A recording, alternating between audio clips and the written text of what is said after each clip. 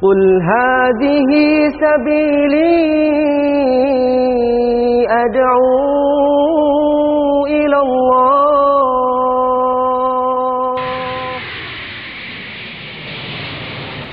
الحمد لله حمدا كثيرا طيبا مباركا فيه كما يحب ربنا ويرضاه وأشهد أن لا إله إلا الله وحده لا شريك له وأشهد أن محمدا عبده ورسوله صلى الله عليه وعلى آله وصحبه وسلم تسليما كثيرا. أما بعد، أيها الإخوة في الله, kembali kita melanjutkan kajian kita dari pembahasan kitab Sifatu Salatin Nabi sallallahu alaihi wa ala alihi wasallam, masih melanjutkan muqaddimah dari Al-Imam Muhammad Nasiruddin Al-Albani rahimahullah, di mana beliau menjelaskan bahwa banyak kitab-kitab fikih yang membahas berbagai macam permasalahan fikih, namun mereka banyak menyebutkan hadis-hadis yang tidak sahih, bahkan hadis-hadis yang batil, bahkan terdapat pula hadis-hadis yang palsu. Nah, di sini Al-Imam Al-Albani rahimahullah taala pada catatan kaki beliau mengatakan, qultu, aku berkata, wa min hadhihi al-ahadits al-mawdu'ah, dan termasuk di antara hadis-hadis palsu, balil batilah, bahkan termasuk hadis yang batil, allati waradat fi ba'dhi kutubil ajillah, yang disebutkan dalam sebagian kitab-kitab para fuqaha yang mulia. Hadis yaitu hadis man qada salawatin min al-fara'idhi fi akhir jum'atin min Ramadan kana dhalika jabiran li kulli salatin fatathu fi umrihi ila 70 sanah.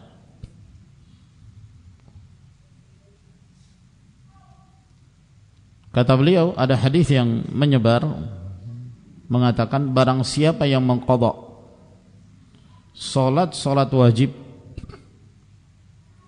yang dia tinggalkan, lalu dia mengqadhanya pada akhir Jumat di bulan Ramadan, maka itu akan menutupi seluruh salat-salat yang dia tinggalkan selama hidupnya, di masa-masa usia dia meninggalkan salat tersebut, ila 70 sanah, meskipun 70 tahun yang lalu. Masya Allah, ini kalau disebarkan, dijadikan alasan oleh mereka yang bermudah-mudahan meninggalkan salat, nanti salat-salat yang ditinggalkan yang ada di bulan Ramadan dikerjakan di akhir Jumat, maka itu sudah menutupi seluruh salat yang pernah dia tinggalkan meskipun 70 tahun yang lalu. Ini berbahaya sekali, dan ini disebutkan dalam sebagian kitab-kitab. Qala Al-Laknawi rahimahullah, berkata Al-Laknawi rahimahullah dalam kitabnya Al-Athar Al-Marfu'ah fil Akhbar Al-Mawdu'ah, ba'da an saqa al-hadith, setelah beliau menyebutkan hadis ini, kata beliau, qala Ali Al-Qari fi mawdu'atihi as-sughra wal kubra batilun qat'an. Berkata Ali Al-Qari dalam kitabnya Mawdu'at as-sughra atau al-mawdu'at al-kubra, hadis ini dipastikan kebatilannya. Dipastikan kebatilannya, tidak mungkin sahih. Li'annahu munaqidun lil ijma', karena hadis ini jelas bertentangan dengan ijma' ulama ala anna syai'an minal ibadat la yaqumu maqama faitatin sanawat, bahwa sesuatu dari ibadah-ibadah itu tidak akan menduduki kedudukan salat yang ditinggalkan bertahun-tahun lamanya, tidak akan menduduki kedudukannya. Bahkan disebutkan sampai 70 tahun. Tidak akan mungkin. ثم لا عبرة بنقل صاحب النهاية ولا بقية شراح الهداية. Dan tidak teranggap kalau dinukil hadis ini oleh penulis kitab An-Nihayah, demikian pula para pensyarah kitab Al-Hidayah, ini kitab-kitab fikih dari madhab-madhab, maka tidak bisa dijadikan sebagai pembenaran ketika dinukil dalam sebagian kitab-kitab fikih tersebut, li'annahum laisu minal muhaddithin, karena mereka memang bukan dari kalangan ahlul hadis. Oleh karena itu penting sekali bagi seorang yang membahas fikih mengenal ilmu hadis. Ya. Karena tidak akan mungkin seseorang bisa memahami fikih dengan baik dan mentarjih, menguatkan pendapat yang seharusnya dikuatkan apabila dia tidak mengenal hadis-hadis Nabi sallallahu alaihi wasallam. Jangan sampai dia menguatkan satu pendapat ternyata dibangun di atas hadis yang tidak sahih. Karena kejahilannya terhadap ilmu hadis, sehingga setiap hadis yang dia ketahui dia sandarkan kepada Rasulullah sallallahu alaihi wasallam. Lalu dia jadikan sebagai hujjah. Padahal hadis tersebut bukan hadis yang sahih, bahkan boleh jadi hadis itu batil. Mengapa demikian? Karena mereka bukan orang-orang yang memahami ilmu hadis. Wala asnadul haditha ila ahadin minal mukharrijin, dan mereka juga tidak menyandarkan hadis tersebut kepada salah seorang dari para ulama yang biasa meriwayatkan hadis. Wa dzakarahu Asy-Syaukani fi al-fawaid al-majmu' fi al-hadits al-mawdu'ah, dan Asy-Syaukani menyebutkan dalam kitab al-fawaid al-majmu'ah fi al-hadits al-mawdu'ah binahwi hadzal lafzi wa qala, yang semisal dengan lafaz ini. Lalu kemudian beliau mengomentari dan mengatakan hadza mawdhu'un bila syakkin, hadis ini tidak diragukan kepalsuannya, pasti palsunya. Walam ajidhu fi syai'in minal kutub allati jama'a musannifuha fiha al-ahadits al-mawdhu'ah, dan saya tidak menemukan hadis ini dalam kitab-kitab yang para penulisnya mengumpulkan hadis-hadis palsu di dalamnya. Saya tidak menemukan hadis ini, kata beliau. Walakinnahu ishtahara 'inda jama'atin minal mutafaqqiha bi madinati San'a fi asrina hadha. Namun hadis ini masyhur, populer di kalangan sekelompok para ahli fikih di kota San'a, karena Al-Allamah Asy-Syaukani termasuk ulama yang berasal dari negeri Yaman. Di beliau banyak menukil pendapat-pendapat dan apa yang dilakukan oleh mereka yang berada di Yaman. Kata beliau, hadis ini masyhur di kalangan sebagian ahli fikih di kota San'a pada masa kita sekarang ini. Wa sara katsirun minhum yaf'aluna dzalik. Bahkan kebanyakan dari mereka menerapkan hadis ini, bermudah-mudahan meninggalkan salat, lalu kemudian nanti diqadha beberapa salat di akhir Jumat di bulan Ramadan, selesai. Wala adri man wada'ahu lahum, saya tidak mengetahui siapa yang memalsukan hadis ini untuk mereka. Faqabbahallahu al-kadzdzabin, semoga Allah memburukkan para pendusta itu. Berdusta kepada keumuman manusia merupakan hal yang diharamkan, dan lebih berat lagi dosanya ketika seorang berdusta atas nama Rasulullah sallallahu alaihi wasallam, membuat sebuah ucapan lalu kemudian dia mengatakan ini sabda Rasulullah, padahal Nabi alaihi salatu wasallam tidak pernah mengucapkannya. Maka Rasulullah sallallahu alaihi wasallam beliau mengingatkan tentang bahayanya orang yang menisbatkan kepada beliau sesuatu yang beliau tidak mengucapkannya.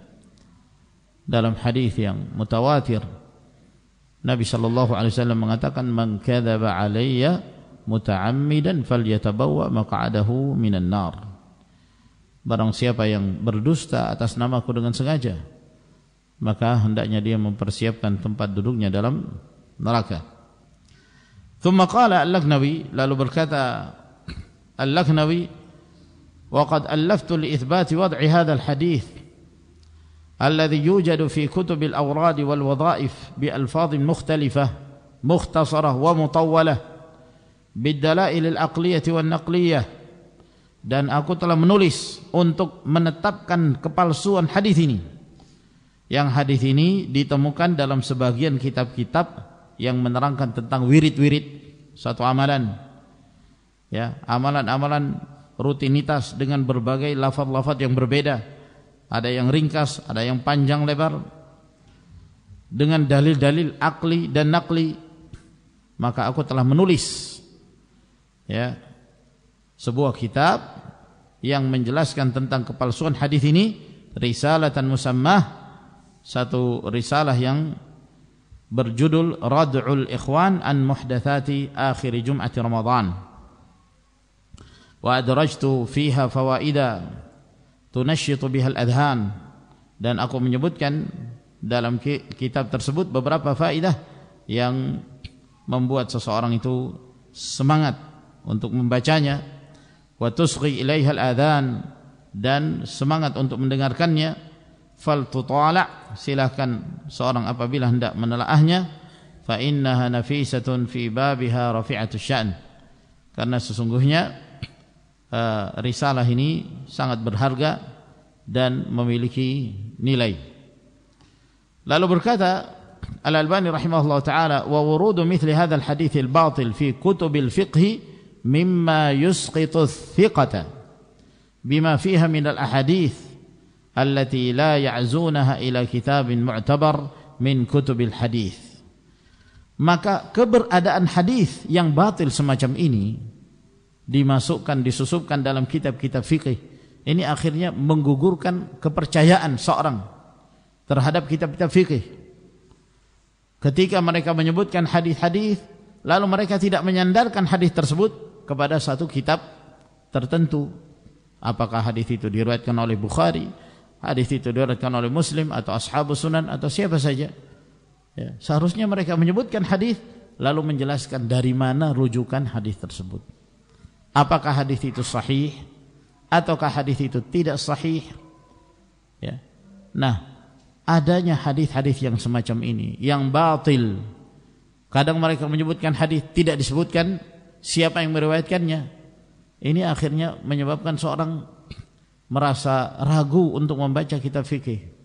Jangan sampai dia menyebutkan satu permasalahan lalu kemudian menguatkan satu pendapat dan membangun pendapat tersebut di atas hadis yang tidak sahih.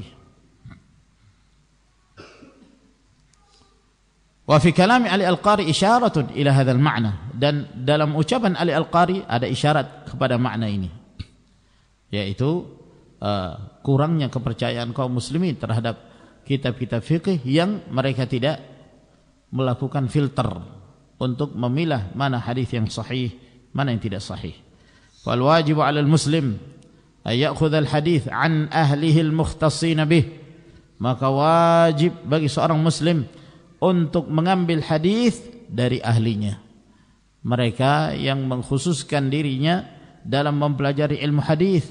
Ambillah hadis dari mereka, ya, dari kitab-kitab yang mu'tamad, Sahihul Bukhari, Sahihul Muslim, ya, atau kita mengetahui sebuah hadis dan mengetahui ada di antara ulamaul hadis yang mensahihkan.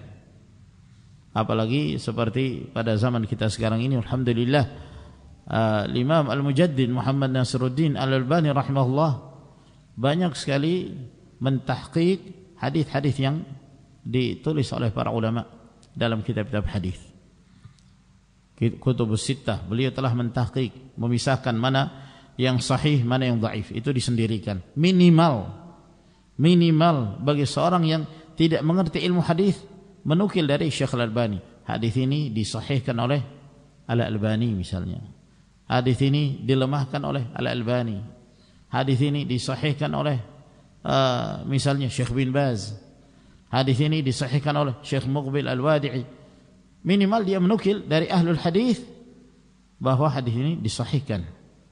Itu minimal. Ya, itu sudah baik. Meskipun kadang-kadang para ulama hadis terjadi khilaf dalam mensahihkan sebuah hadis. Namun minimal bahwa dia memiliki pijakan yang jelas. Mengapa dia mengamalkan pendapat fikih ini? Karena ada dalilnya. Dalilnya itu adalah sebuah hadis. Hadis itu disahihkan oleh Al-Albani misalnya, disahihkan oleh At-Tirmidzi, oleh para ulama. Ya, minimal itu, sehingga ketika dia beramal maka dia jelas dalam beramal, dia mengembalikan kepada ahlinya, yaitu kepada para ulama hadis yang lebih mengerti tentang ilmu hadis.